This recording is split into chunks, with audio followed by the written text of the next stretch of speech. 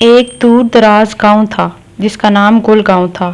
یہ گاؤں سرسبز کھیتوں، خوبصورت پھولوں اور میٹھے پانی کے چشموں سے بھرا ہوا تھا۔ وہاں کے لوگ نہایت ملنسار، ہنس مکھ اور خوش اخلاق تھے۔ وہ ہمیشہ ایک دوسرے کی مدد کیا کرتے تھے۔ لیکن اس گاؤں کے قریب ہی ایک گھنا جنگل تھا۔ اس جنگل میں ایک چڑیل رہتی تھی۔ اس کا نام چنچل چڑیل تھا۔ وہ نہ تو زیادہ بری تھی اور نہ ہی اتنی ڈراؤنی، لیکن گاؤں والے اس سے بہت ڈرتے تھے کیونکہ اس کا حلیہ عجیب سا تھا۔ لمبے بال، کالے بڑی بڑی آنکھیں، لمبی ناک اور ہاتھوں میں نوکیلے ناخن۔ وہ ہمیشہ کالی چادر اوڑھے رکھتی تھی۔ چنچل چڑیل اصل میں بہت تنہا تھی۔ اس کے پاس کوئی دوست نہ تھا، اس لیے وہ کبھی کبھی گاؤں کے بچوں کو درختوں کے پیچھے سے دیکھتی اور مسکرا دیتی، لیکن بچے اسے دیکھ کے ڈر کے مارے بھاگ جاتے۔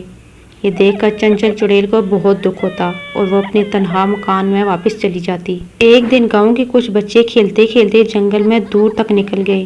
وہ تتلیوں کا پیچھا کرتے کرتے بہت آگے جا پہنچے اور راستہ بھول گئے۔ وہ ڈر گئے اور رونے لگے۔ اتنے میں چنچل چڑیل وہاں آ پہنچی۔ بچوں نے اسے دیکھا تو اور زیادہ ڈر گئے اور زور زور سے چیخنے لگے۔ چنچل چڑیل نے نرم آواز میں کہا، ارے ارے، اتنا کیوں ڈر رہے ہو؟ میں تمہیں کچھ نہیں کہوں گی، تم راستہ بھول گئے ہو۔ بچوں نے ہچکیاں لیتے ہوئے سر ہلایا۔ چڑیل نے کہا، اچھا آؤ، میں تمہیں تمہارے گاؤں واپس لے چلتی ہوں۔ بچے پہلے تو بہت ڈر رہے تھے، لیکن چڑیل کی مہربان آواز سن کر انہیں کچھ حوصلہ ہوا۔ جب گاؤں والوں نے بچوں کو چڑیل کے ساتھ آتے دیکھا تو وہ سب ڈر گئے۔ سب نے ہاتھوں میں ڈنڈے اور جھاڑو لے لیے کہ کہیں چڑیل بچوں کو نقصان نہ پہنچائے، لیکن بچے چیخ کر بولے، رک جاؤ، یہ چڑیل بہت اچھی ہے، اس نے ہمیں جنگل سے صحیح سلامت واپس پہنچایا ہے۔ یہ سن کر گاؤں والے حیران رہ گئے۔ چڑیل نے مسکرا کر سب کو سلام کیا اور واپس جانے لگی۔ اس وقت گاؤں کی ایک نیک دل دادی اماں بولی، بیٹی رک جاؤ، ہمارے گاؤں آؤ، تم نے ہمارے بچوں کی جان بچائی ہے۔ چڑیل پہلے تو ہچکچائی، پھر ہمت کر کے گاؤں میں داخل ہوئی۔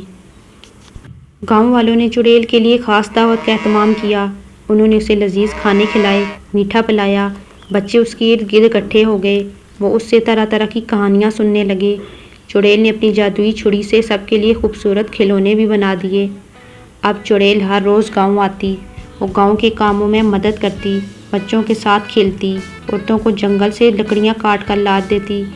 سب اسے پسند کرنے لگے۔ اب وہ چڑیل نہیں بلکہ سب کی چنچل باجی کہلائی جانے لگی۔ اس کہانی سے ہمیں سبق ملتا ہے، کبھی بھی کسی کو اس کے چہرے یا حلیے سے اس کی اصلیت کا اندازہ نہیں لگانا چاہیے۔